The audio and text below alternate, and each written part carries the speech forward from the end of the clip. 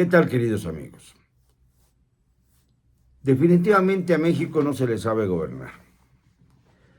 No se le sabe gobernar porque desgraciadamente la democracia siempre ha estado en un hilo, pende de un hilo. Un hilo que, como las arañas, lo hemos tejido los mexicanos a través de los años. Un hilo que es muy delgadito y se puede romper con la dureza con la que actúan los mandantes que no mandatarios del país. Es cierto que el Instituto Federal Electoral, surgió como parte de la desvergüenza, o de la vergüenza, mejor dicho, de Carlos Salinas, al sentirse agobiado por el usufructo del poder, sabiendo que aquellas elecciones de 1988, en las que él participó y se erigió en gobernante, estuvieron manchadas de la impudicia política, del robo y de la verdadera revocación de todos los principios, hechos y derechos. Y ya sabemos quién fue el responsable, Manuel Bartlett, que no acaba su vida política, que sigue estando vigente dentro del gabinete de López Obrador. Bueno, eso ya lo sabemos, pero lo que no hemos analizado a fondo es la manera con la que se ha comportado López Obrador con los poderes de la Unión y sobre todo dentro de su propio gabinete. Ha habido pleitos en el Ejecutivo, en el Congreso. Bueno, en el Congreso no se diga, es un margallate para decirlo coloquialmente, y en el Poder Judicial. ¿Recuerdan ustedes el caso de Alfonso Romo, por ejemplo, que se fue y nadie pudo suplirlo según el criterio presidencial? Se fue de la oficina de asesores del presidente, que había sido pues un pilar del gabinete en otros tiempos, y no pudo sustituirlo, porque no encontró a nadie que pudiera igualar la categoría de Alfonso Romo, que no es más que un cómplice del presidente López Obrador. Javier Jiménez Espriu, todos ellos se habían quejado de la tontería de cancelar el aeropuerto de Texcoco para construir el de Santa Lucía. Lo ha dicho el propio López Obrador, incluyendo también a uno de los más destacados miembros de su gabinete, don Carlos Ursúa, que fue secretario de Hacienda y que manejó las cosas bastante bien hasta que la mano de López Obrador empezó a querer que la economía funcionara como él quería y que Hacienda funcionara no de acuerdo a los vaivenes del mercado, sino de acuerdo a los caprichos de López. Y esto hizo que Carlos Ursúa se fuera. Y claro, naturalmente, esto ha sido un factor determinante en la vida del gabinete presidencial. En el Congreso también ha habido divisiones, incluso dentro del equipo del presidente de Morena. Uno de los más destacados miembros de Morena, Porfirio Muñoz Ledo, ahora es un antipresidencialista, pues furioso. Bueno, lo era siempre, pero ahora es más notable porque estaba dentro de quienes erigieron a López Obrador en una especie de ícono intocable.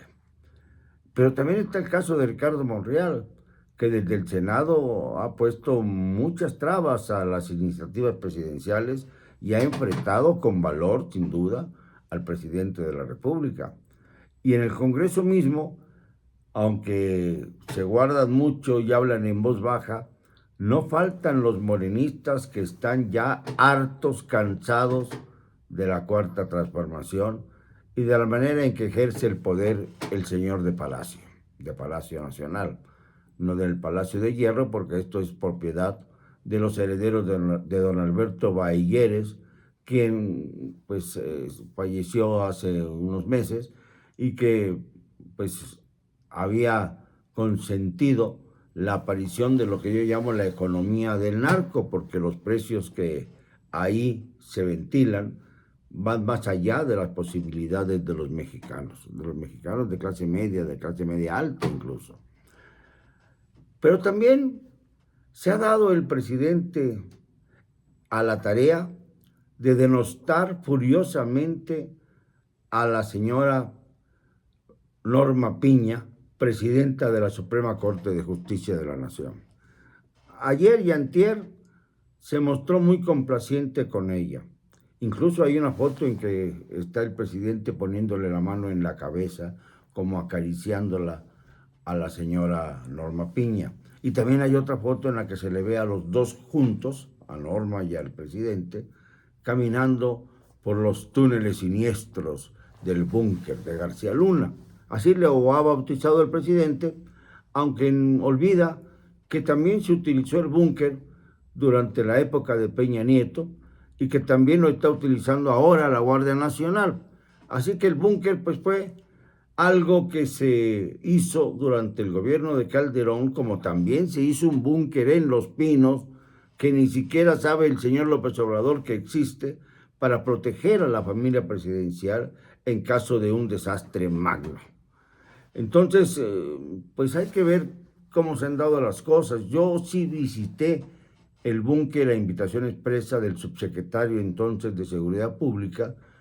Lo visité, no era García Luna el que me invitó, hago la aclaración, ni hubiera yo aceptado de tratarse de este personaje al que fustigué, critiqué y cuestioné en ejercicio, no ahora, porque López Obrador no dice que durante el tiempo en que estuvo García Luna con Calderón, él siempre se refirió a Calderón como espurio, pero no decía nada de García Luna, esto hay que recordárselo. Y los periodistas que sí nos dábamos cuenta de las truculencias de García Luna, lo dijimos en su momento. Y esto es lo que es imperdonable en el caso de López Obrador.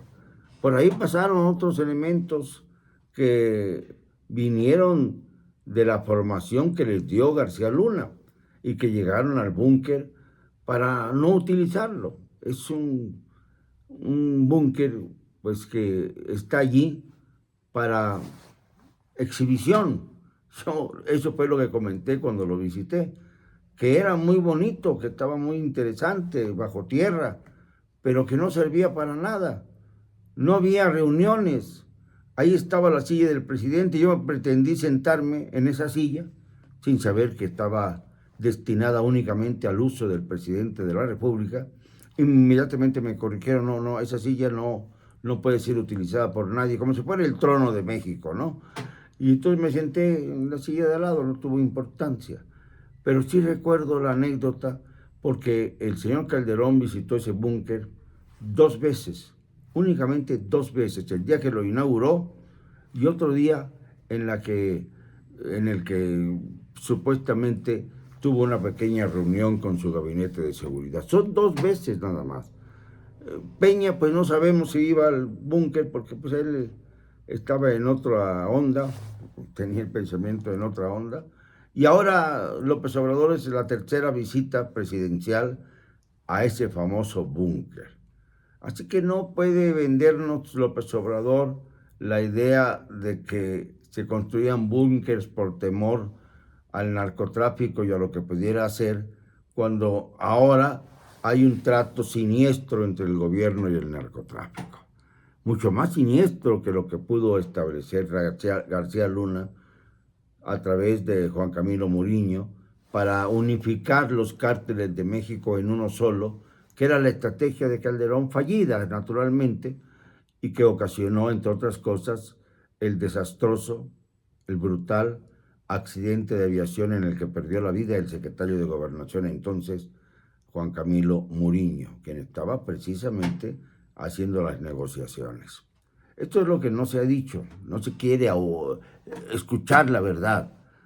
Y naturalmente el presidente sigue con su afán de golpear a Norma Piña, aunque se muestra ahora condescendiente con ella, aunque yo no creo que Norma Piña se doble tan fácilmente como se ha doblado López Obrador a los intereses estadounidenses. Después de el tremendo incidente de Matamoros en que perdieron la vida 2 estadounidenses y 2 más salieron afortunadamente con vida, uno de ellos heridos, ya devueltos a Estados Unidos, y que ha sido pretexto para insistir por parte de los Estados Unidos en presionar a López Obrador con rumores que pueden llegar a ser reales. México está en un torbellino y acaso apenas nos damos cuenta. No me van a callar, y lo digo con cero cobardía.